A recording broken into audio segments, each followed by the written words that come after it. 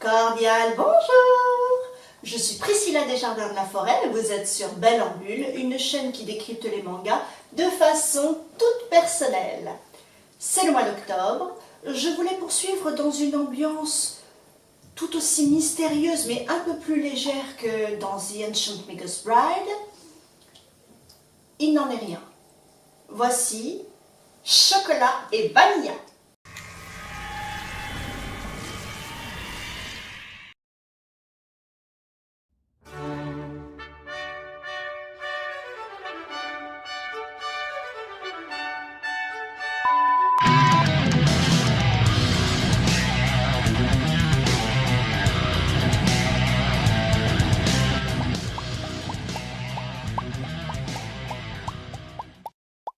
Shoujo terminé en 8 tomes de Moyoko Hanno, créé au Japon en 2004 à la Kodansha et arrivé chez nous chez Kurokawa en 2007. Conseillé à partir de 10 ans, en VO, Sugarun, Chocorune. Pardon, j'ai pas pu m'en empêcher.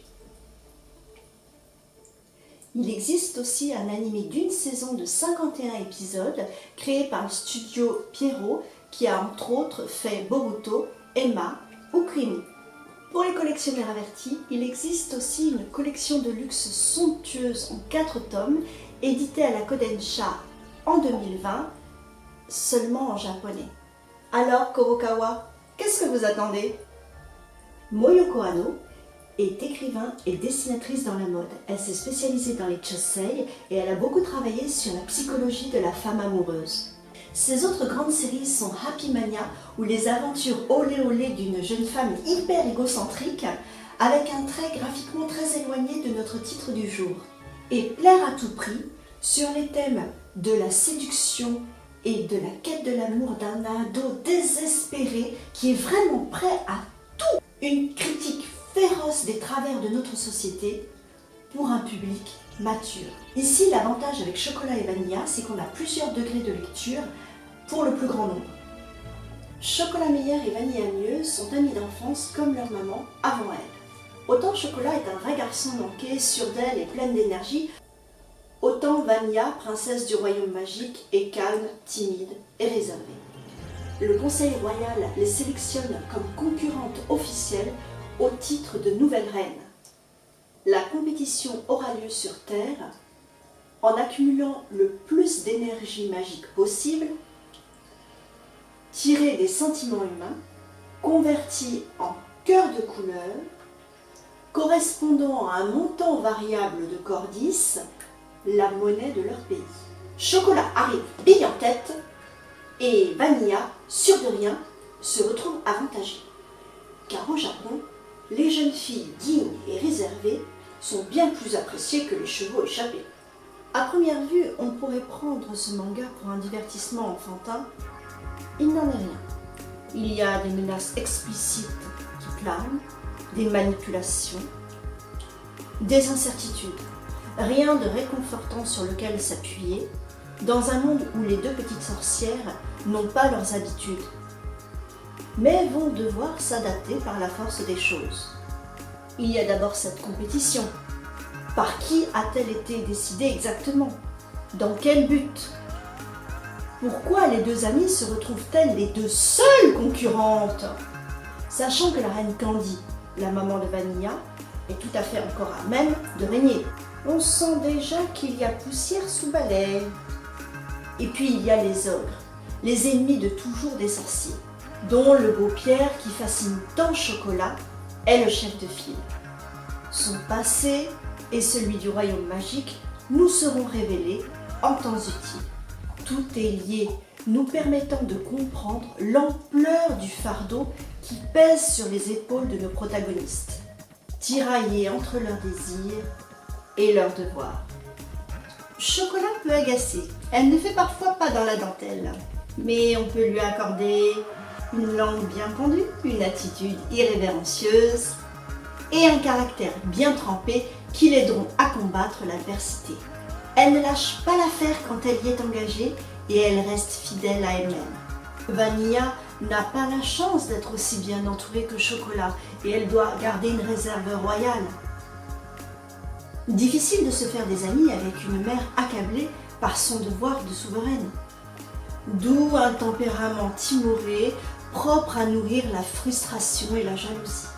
Elle se fait brinque-baller par les événements et cherche à se changer, quitte à se trahir. Trouvera-t-elle son équilibre et son port d'attache? Chocolat et Vanilla ont l'âge d'être en CM2, mais elles sont plus âgées qu'elles ne le paraissent en réalité. Lovin, leur tuteur sur Terre, est mon personnage préféré. Il est nonchalant avec style et grandiloquent, toujours dans la représentation. Mais derrière cette attitude de bêcheur se cache un sorcier doué, franc et courageux. Je tiens à préciser qu'il est l'incarnation même du style psychédélique de Moyoko Hanno. Ou et Soul viennent en renfort, ainsi que les serviteurs magiques Duke et Bianca. Il y a une riche galerie de personnages qui gravitent autour de nos héroïnes pour les aider ou pour leur mettre des bâtons dans les roues, c'est selon. Mais tous sont marquants à leur façon. Et puis, il y a l'antagoniste, Pierre, tempête de neige, tiraillé entre sa mission de prince des ogres et l'intérêt que Chocolat suscite chez lui. Ah Pierre, quelle aura magique! Tout mon être est sous le charme. Qu'il en soit ainsi, humaine, ton cœur sera mien. Oui, mon cœur t'appartient déjà. Non, ton cœur. Oui, mon cœur, mon cœur. Non, pas ton cœur là, ton cœur de couleur, celui d'un rouge flamboyant. Ben oui, mon cœur quoi. Bon, je crois que finalement je vais laisser tomber, hein. Laissez tomber quoi? Mais non! Mais reviens Pierre! Reviens! Au passage mes petits sorciers, n'oubliez pas de liker et commenter cette vidéo, même pour parler de l'ère du temps. Et abonnez-vous pour ne rien louper.